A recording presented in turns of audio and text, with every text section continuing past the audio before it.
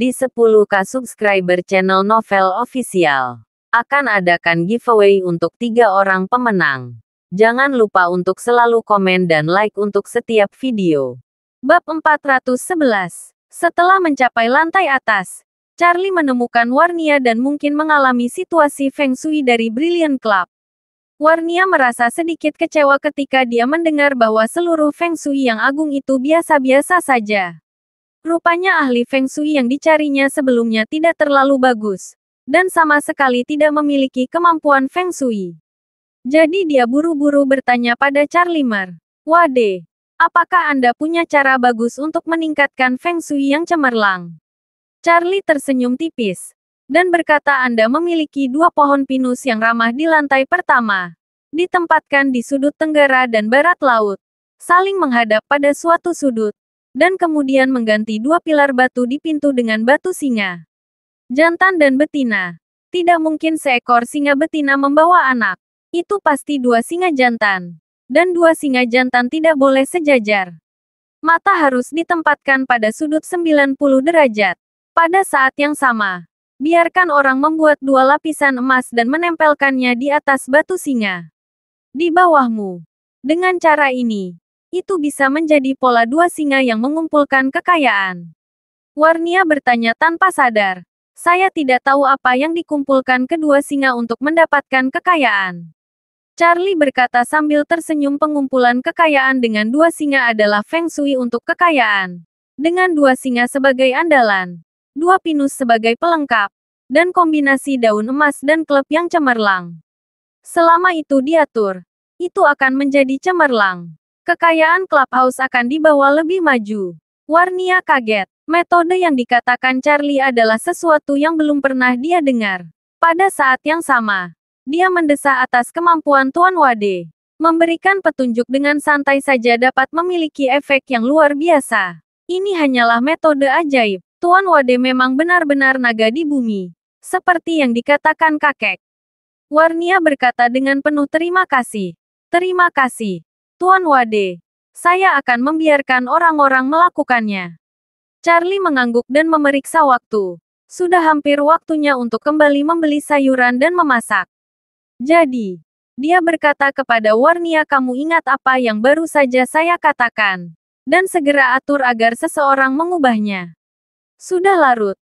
Aku akan kembali dulu." Warnia buru-buru berkata, "Kalau begitu aku akan mengantarmu."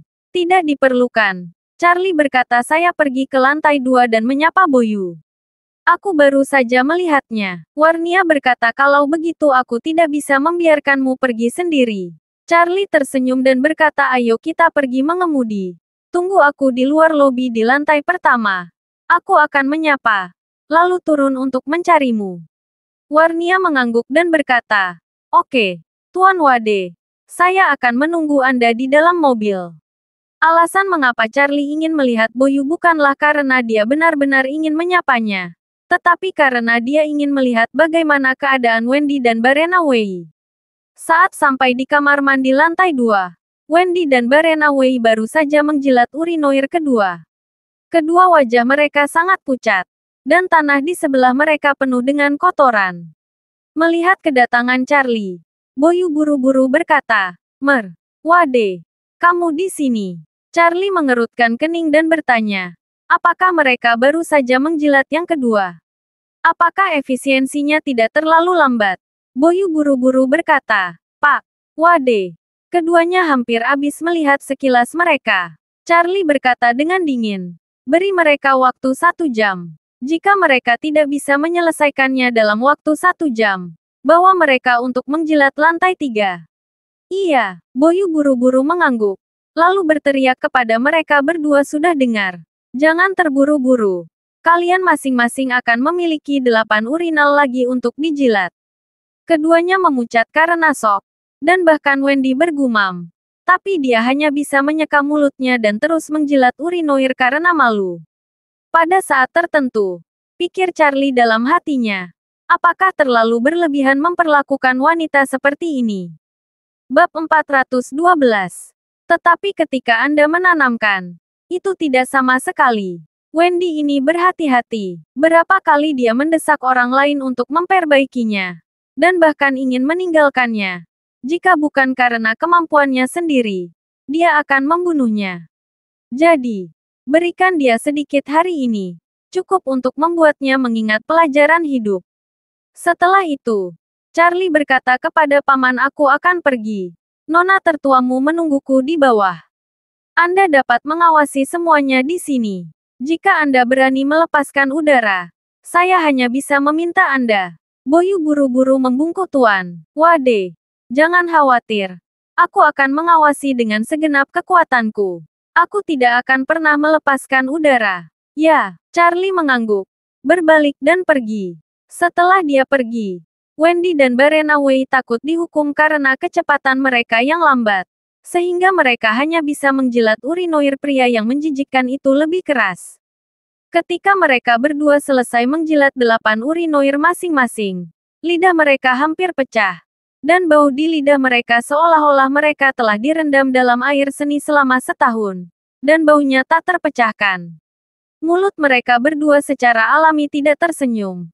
Tidak hanya itu, tetapi seluruh tubuh penuh dengan bau yang menjijikkan. Keduanya ingin meminjam air keran untuk berkumur. Tetapi Boyu tidak setuju.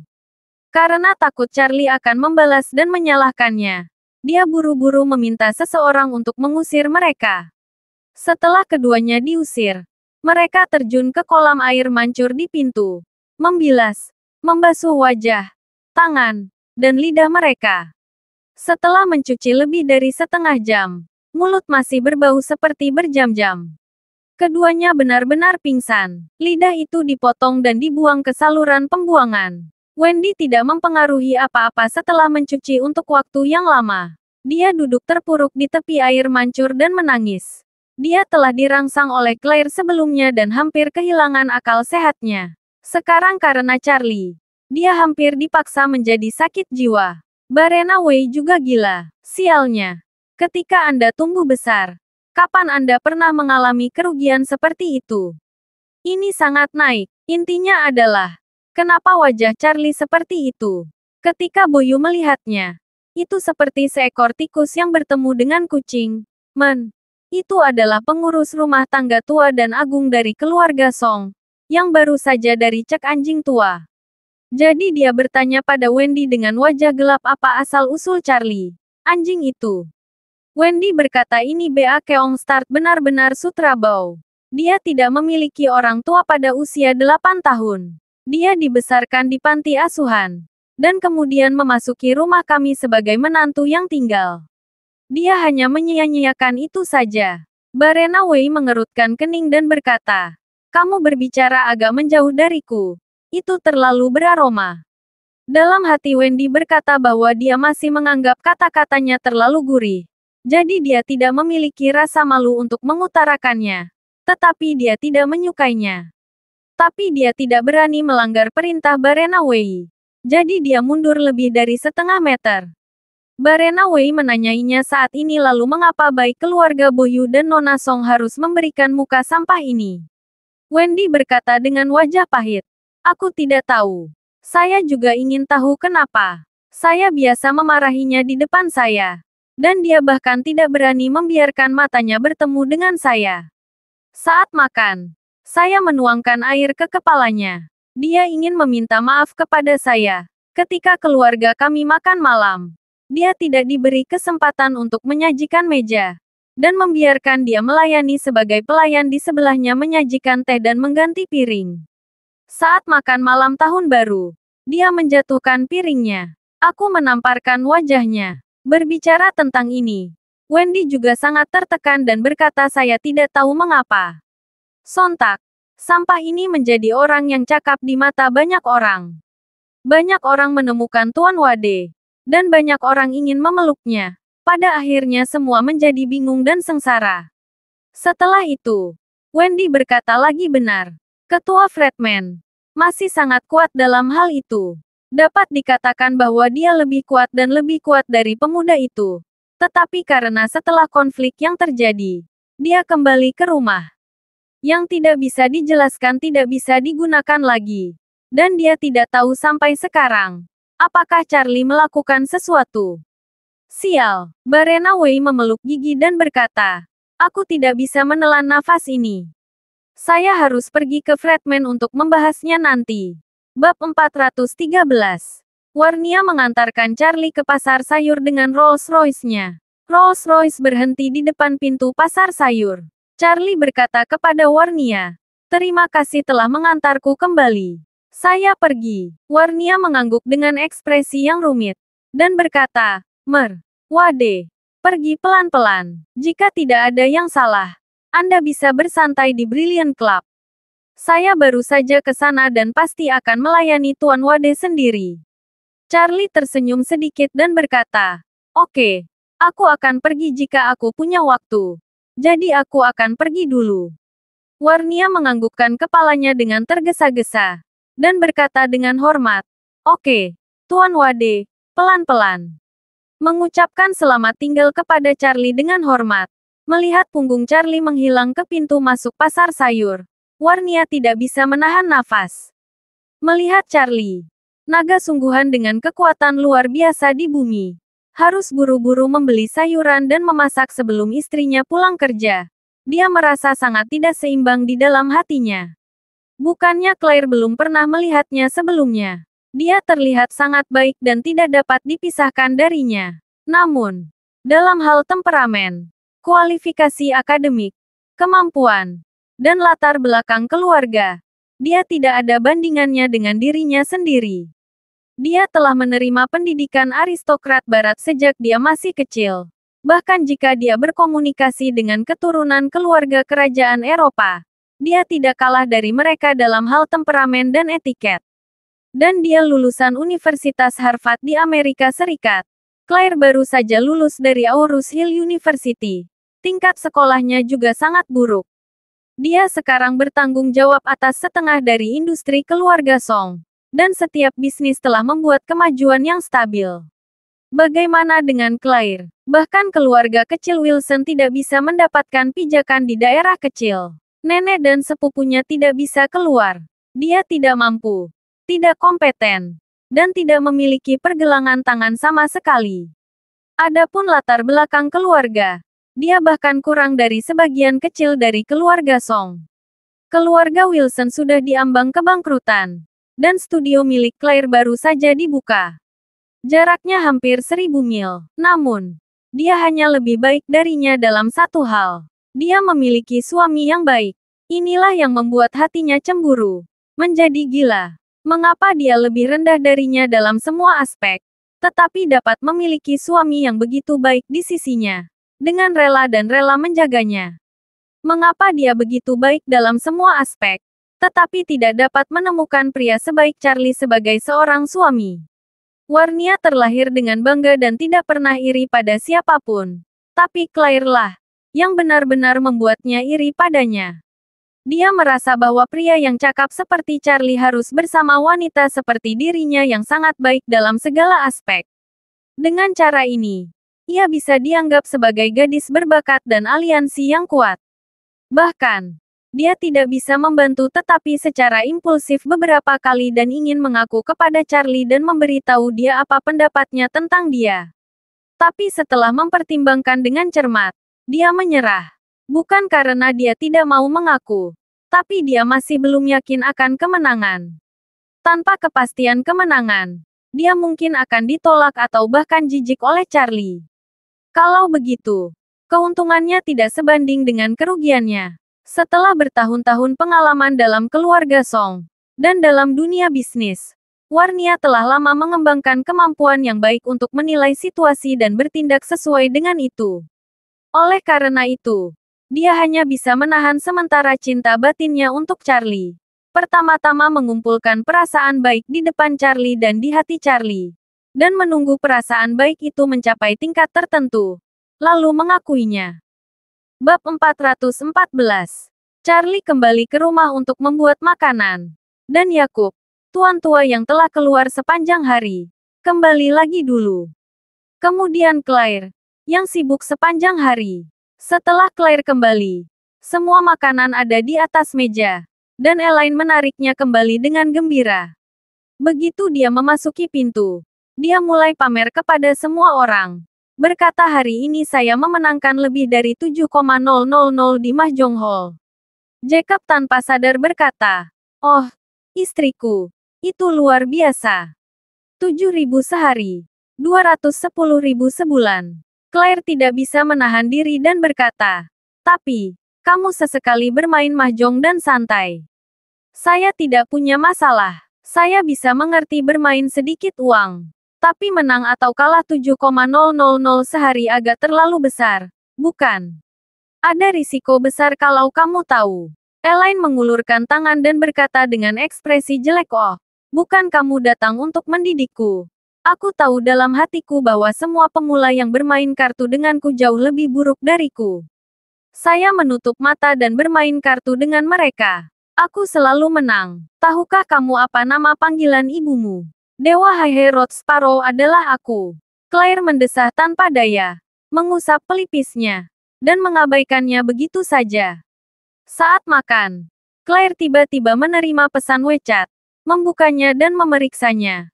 Lalu bertanya pada Charlie, "Besok akhir pekan ini akan berakhir pekan. Apakah Anda punya rencana?" Charlie berkata, "Pengaturan apa yang bisa saya miliki? Membeli sayuran, memasak, mencuci pakaian, dan menyapu lantai."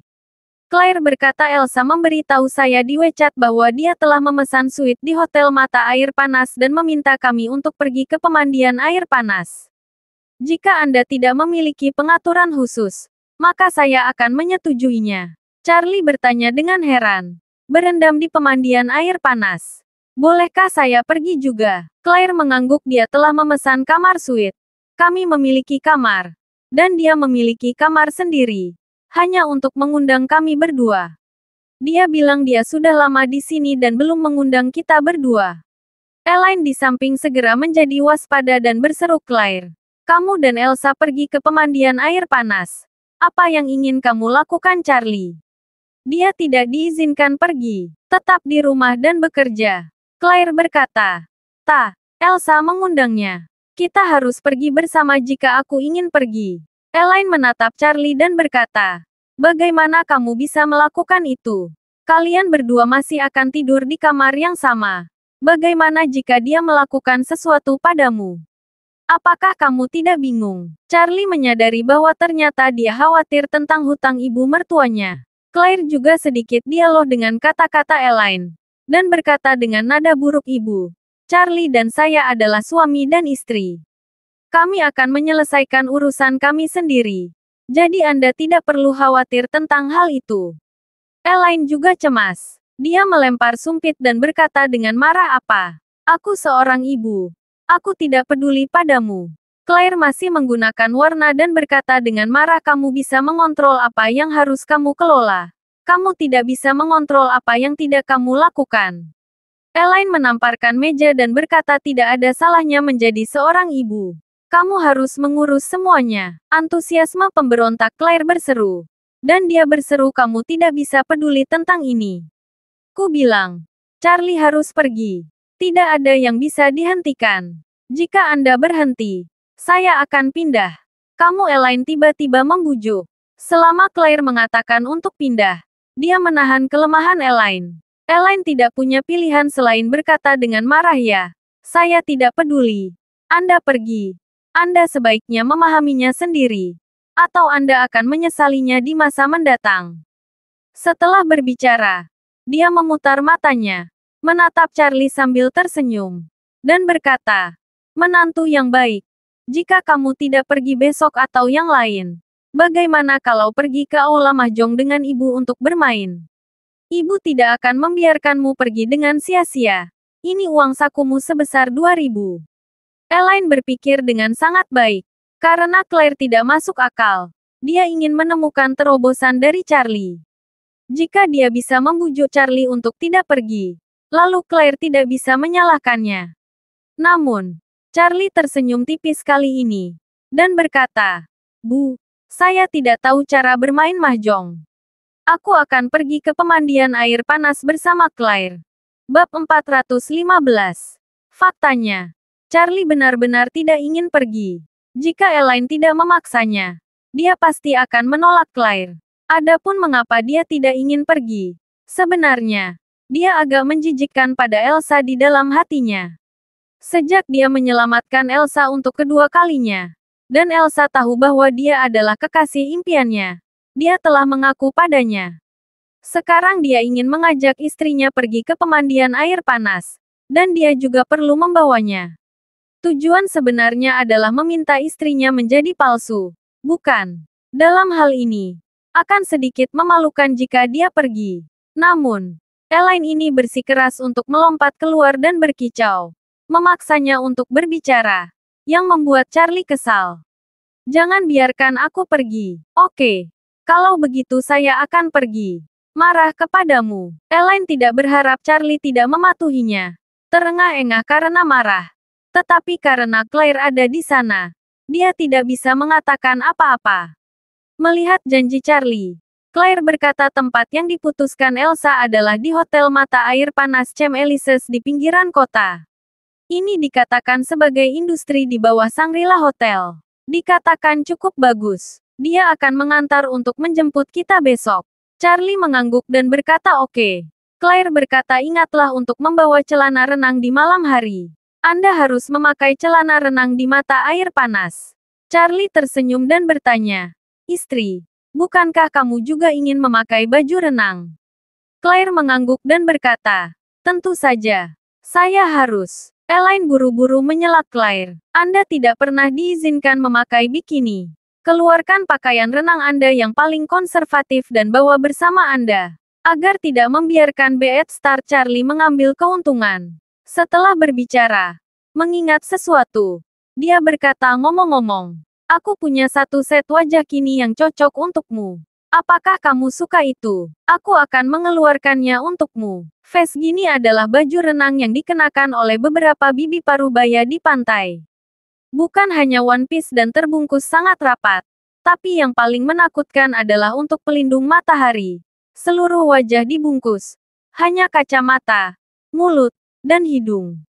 Sebuah lubang kecil terbuka. Dan tingkat perlindungannya sebanding dengan topeng kipas teroris. Jika kamu memasang wajah gini, apakah kamu secantik dewa atau seburuk kotoran sapi? Kamu akan menjadi monster tanpa wajah dan ekspresi. Saat Claire mendengar ibunya membiarkan dirinya memakai Genie, dia berkata dengan marah, Bu, apakah kamu iblis? Saya baru berusia 20-an. Anda mengizinkan saya memakai Genie. Mengapa Anda tidak membiarkan saya dibungkus dengan jaket katun besar dan 2 celana katun go ke sumber air panas? Elaine berkata dengan tatapan serius. Ibu takut kamu akan dimanfaatkan. Charlie, anak ini. Ibumu tahu bahwa dia mesum. Kamu harus hati-hati. Charlie sangat marah. Demen.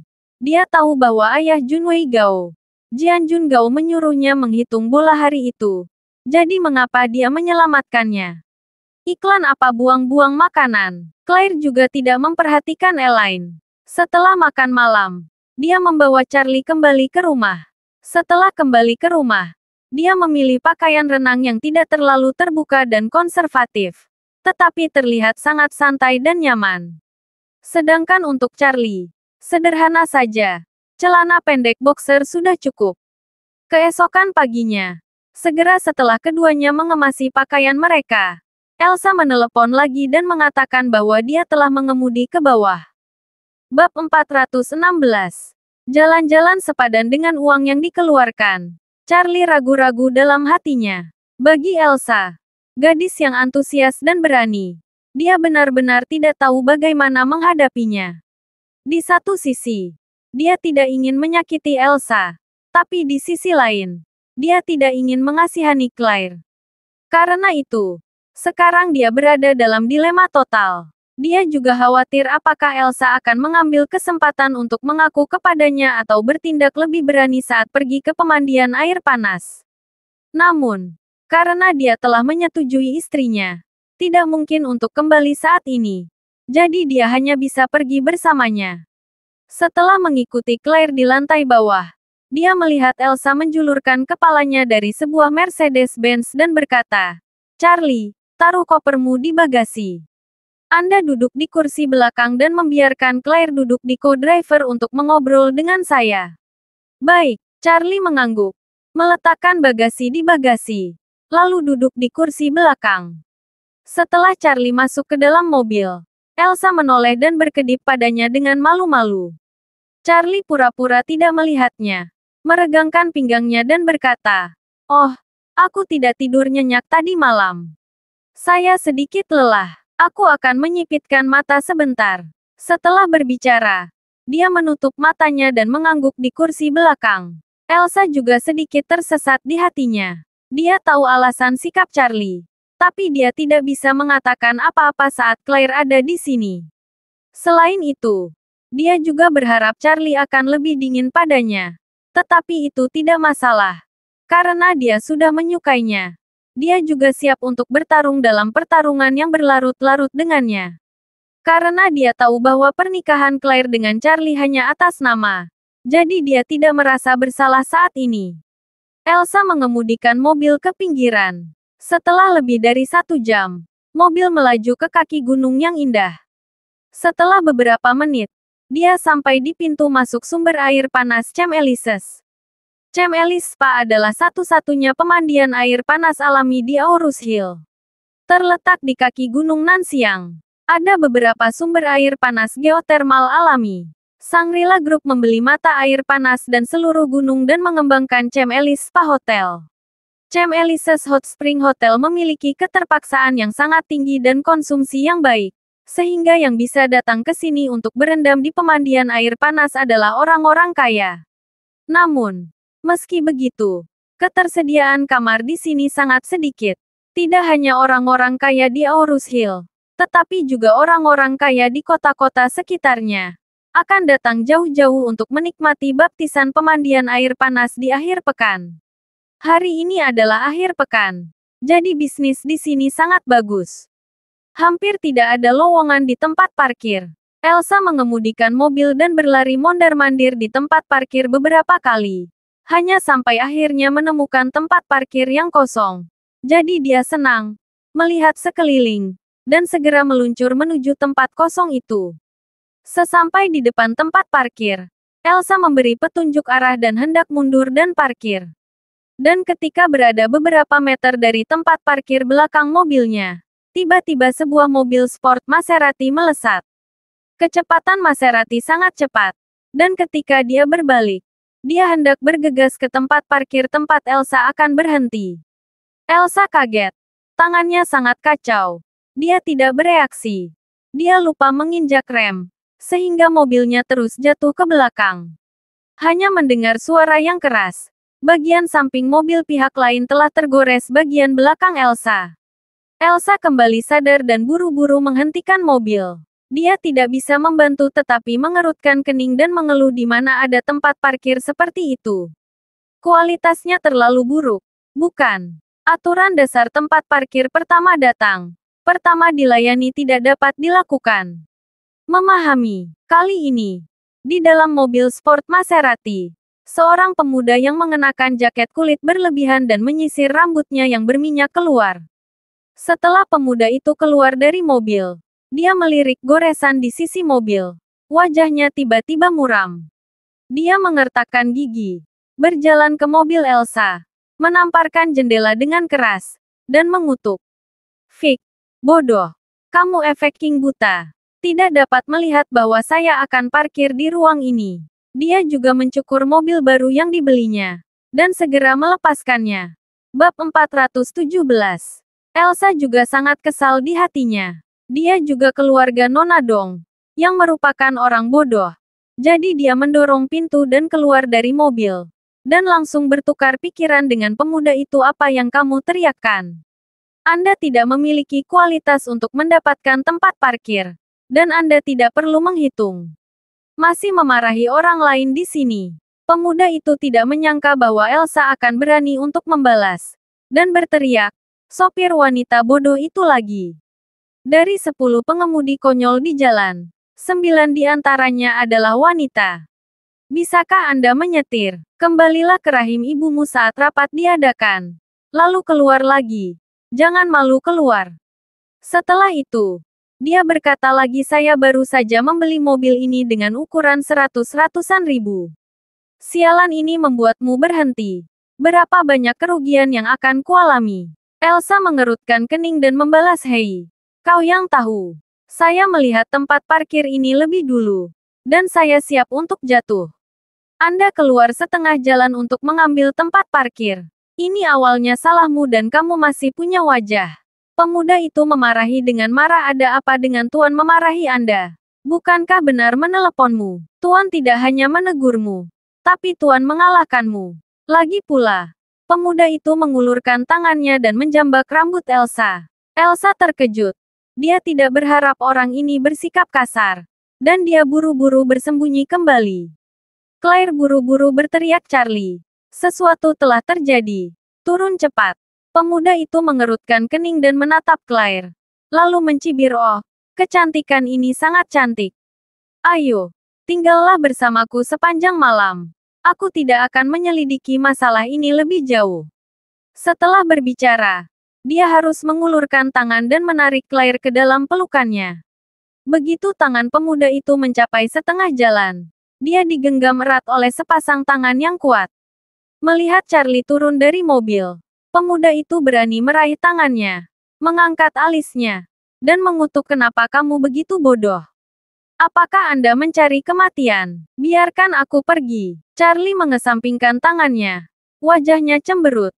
Dan dia berkata, bukankah normal untuk mengemudi sebentar?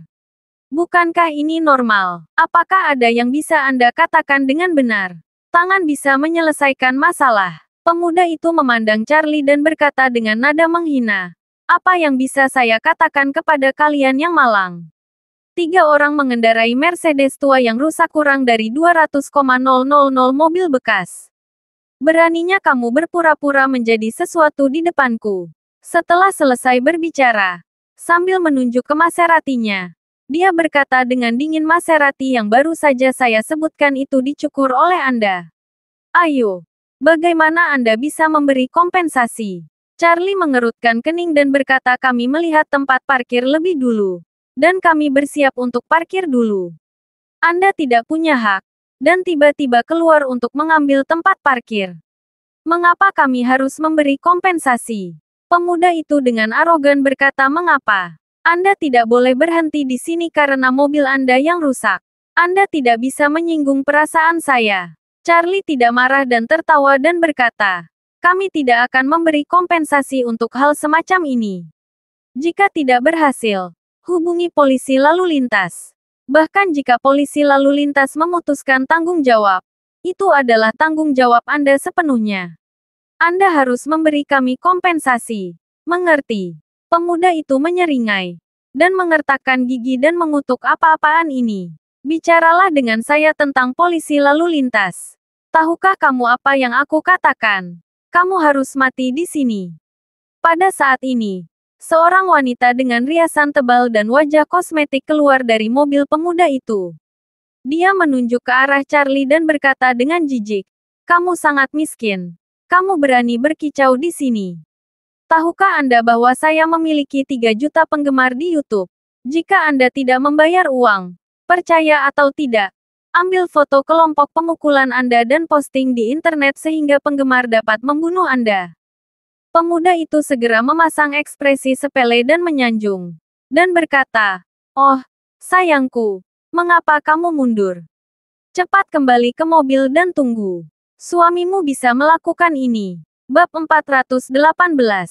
Setelah berbicara, pemuda itu memasang ekspresi kejam dan mengutuk Charlie, nak. Jika kamu mengenalku, kamu harus membayar uang dengan cepat, dan kemudian pergi. Jangan ganggu saya dan pacar saya untuk pergi ke pemandian air panas. Charlie bertanya dengan dingin. Bagaimana jika saya tidak membayar? Pemuda itu memberikan senyuman dingin sebelum dia berkata, sekelompok orang miskin. Benar-benar berpura-pura. Anda menunggu. Saya akan memberitahu Anda konsekuensi dari tidak membayar. Setelah berbicara, pemuda itu mengeluarkan ponselnya dan menelepon. Setelah beberapa saat, telepon terhubung, dan pemuda itu berkata, Manajer Zeng, saya di sini untuk bermain dengan Anda. Mobil itu dikerok oleh beberapa orang miskin begitu sampai di tempat parkir. Mereka terlihat bengkok. Anda segera membawa beberapa orang ke sini. Setelah menutup telepon, pemuda itu memandang Charlie dengan sinis dan berkata, "Kasihan, aku akan memberimu kesempatan untuk kehilangan uang dan kemudian minta maaf padaku. Kalau tidak, saat manajer Zeng datang, aku tidak akan berbuah sepertimu." Melihat pihak lain memanggil seseorang, Elsa takut Charlie akan terluka. Jadi dia buru-buru berkata, "Oke, jika saya menerimanya, Anda bisa memberitahu saya berapa kerugiannya." Pemuda itu mencibir, "Mobil saya tergores oleh Anda kali ini, dan cat aslinya tidak akan pernah dikembalikan. Ini adalah rasa sakit seumur hidup. Anda harus membayar setengah harga mobil jika Anda mengatakan sesuatu. Saya akan memberi Anda diskon. Bahkan jika Anda 800,000. Apa? 800.000? Elsa berkata dengan marah. "Kamu adalah orang yang salah. Mobil Anda. Bahkan jika Anda pergi ke toko Maserati 4S, akan dikenakan biaya 2 atau 3.000 untuk satu cat. Ditambah lembaran logam. 1 atau 2. Saya pikir Anda dapat melakukan semua itu dengan tidak membayar lebih dari 10.000. 10.000. Pemuda itu menyemburkan dahak yang kental di tanah dan hampir meludahi kaki Elsa. Dia mengutuk dengan mulut penuh gigi kuning besar. "Apakah kamu berdebat dengan saya? Apakah Anda tahu apa yang saya lakukan? Hanya 10.000. Sedang memikirkan sesuatu. Izinkan saya memberitahu Anda bahwa Anda tidak bisa mendapatkan yang kurang dari 800,000 hari ini. Jika uangnya tidak cukup, tidak masalah. Tinggalkan informasi KTP Anda, lalu beri saya IOU.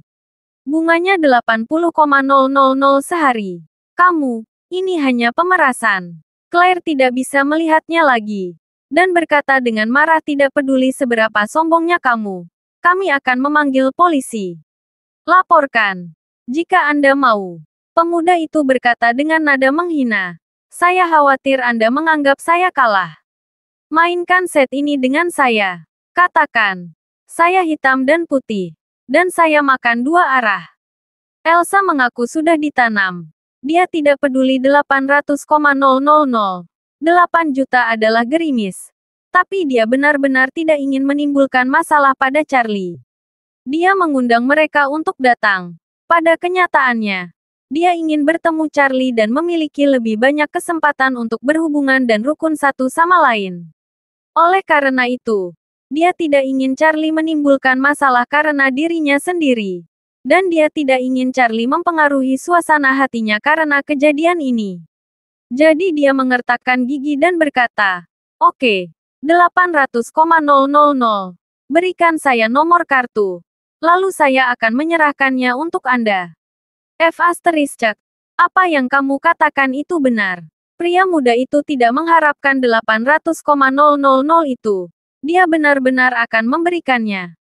Apa yang awalnya dia pikirkan adalah bahwa pihak lain menawarkan balik, membuat konsesi sendiri, dan akhirnya memeras 100.000 dari pihak lain dan menghasilkan banyak uang.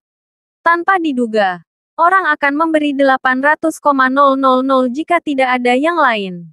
Sekarang untung besar. Tapi saat ini, Charlie tiba-tiba menghentikan Elsa dan berkata dengan dingin, "Jangan beri dia 1 sen pun.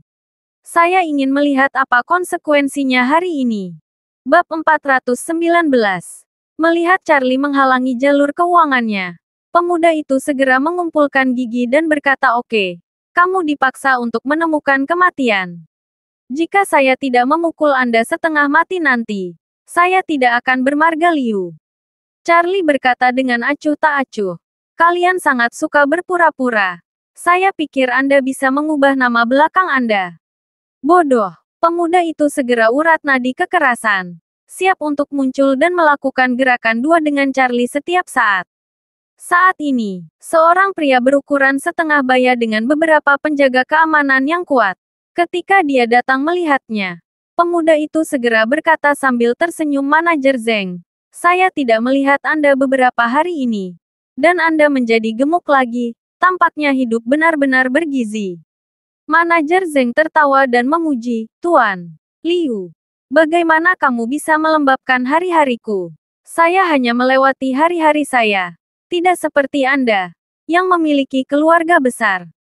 Setelah berbicara, dia buru-buru bertanya ngomong-ngomong. Tuan Liu, apa yang terjadi di sini? Pria muda itu menunjuk Charlie dengan tangannya. Dan berkata dengan suara dingin, gantungan yang malang ini terlalu berpura-pura.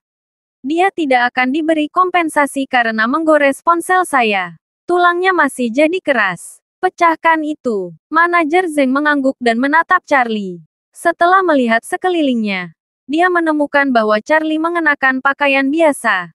Dan dia tidak memiliki temperamen seperti generasi kedua yang kaya. Selain itu, dia mengendarai Mercedes-Benz tua. Dan tahu bahwa pihak lain juga orang tanpa latar belakang. Jadi dia berbicara.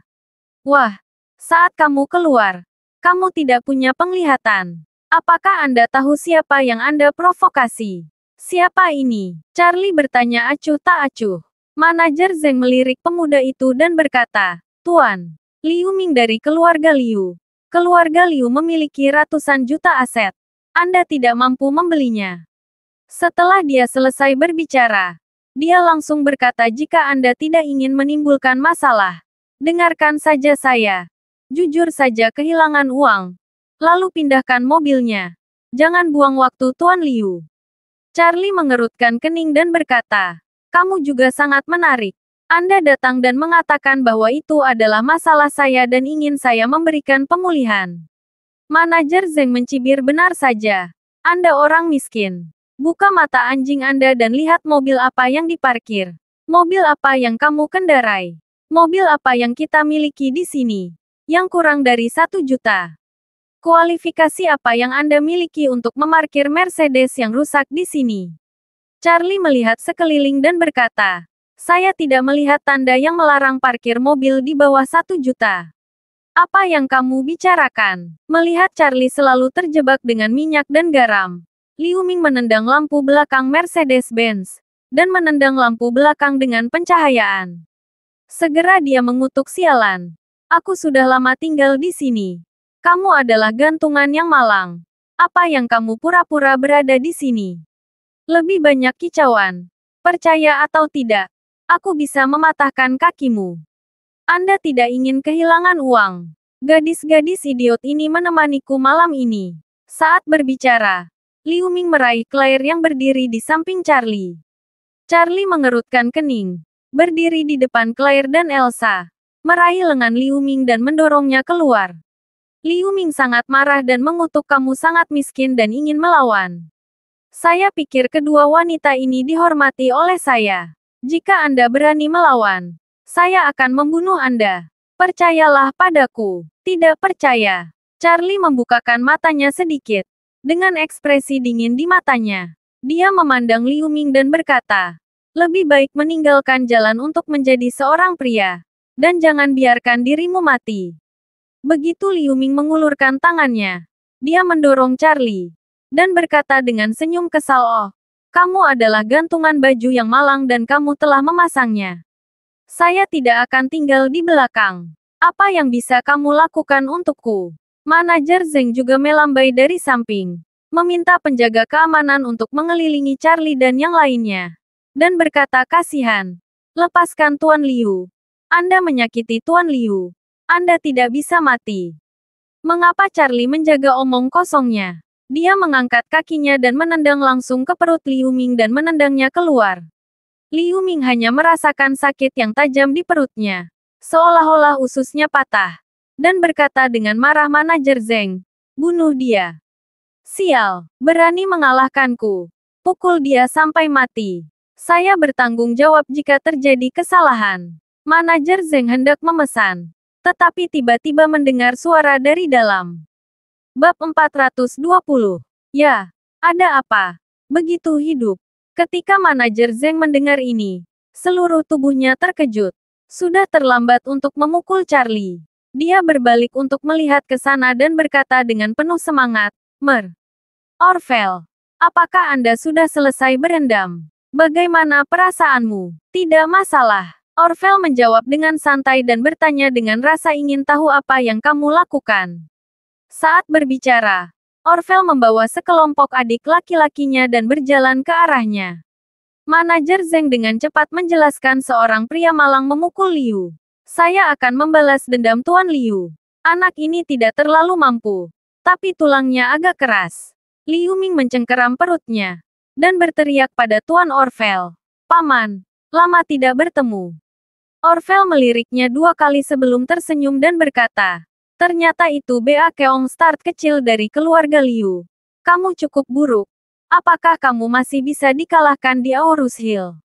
Itu terlalu memalukan bagimu. Orvel memiliki hubungan yang baik dengan ayah Liu Ming. Jadi Liu Ming dianggap sebagai keponakan setengah tuanya. Dan dia berbicara lebih langsung. Dan dia sepenuhnya lebih tua. Liu Ming tidak berani membuat sedetik pun di depan Orvel. Jadi dia harus berkata dengan memalukan paman. Bukankah ini orang malang yang terpana? Dan saya akan memberitahu dia biaya untuk memukuli saya nanti. Orvel mendengus dan berkata, aku benar-benar ingin melihat. Siapapun yang begitu berani. Bahkan kamu berani melawan. Orvel berjalan ke lingkungan itu.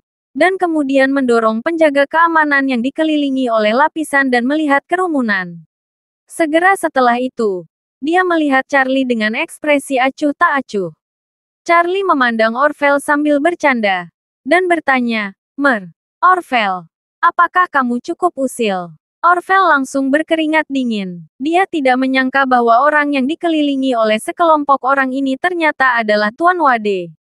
Pada saat ini, dia diam-diam bersukacita di dalam hatinya. Untungnya, dia tidak mengatakan sesuatu yang berlebihan sekarang. Jika dia secara tidak sengaja membuat marah Tuan Wade, bukankah dia harus mengikutinya? Terakhir kali Tuan Wade memberikan bantuannya dan menghadiahi dirinya sendiri dengan obat ajaib. Dia sudah setia kepada Tuan Wade. Dia adalah anjingnya ketika dia lahir dan anjingnya yang mati ketika dia meninggal. Kali ini dia hampir tidak memiliki mata dan menggigit tuannya. Ini hampir bencana. Orvel buru-buru membungkuk dalam-dalam dan dengan hormat berkata, Wade, aku tidak tahu kamu yang datang. Orang-orang di sekitar tiba-tiba tidak bisa berkata-kata. Orvel yang terkenal begitu menghormati orang miskin. Bukankah ini aneh sekali? Charlie mengarahkan jarinya ke pemuda itu dan bertanya dengan lemah. Apakah kamu kenal anak ini? Tuan Orvel bukanlah orang bodoh. Mengetahui bahwa Liu Ming pasti telah menyinggung Tuan Wade. Saat ini, dia tidak peduli bahwa dia adalah anak seorang teman. Dia segera berjalan di depan Liu Ming dan menjatuhkan Liu Ming ke tanah dengan tamparan keras.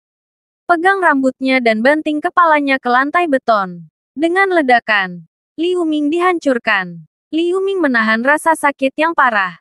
Dan bertanya paman, untuk apa kamu memukulku? Tuan Orvel memelototinya. Membanting langsung ke kepala Liu Ming lagi. Berani memprovokasi Tuan Wade. Kau sangat tidak sabar. Terima kasih sudah mendengarkan cerita novel Pesona Pujaan Hati. Sampai jumpa di novel selanjutnya.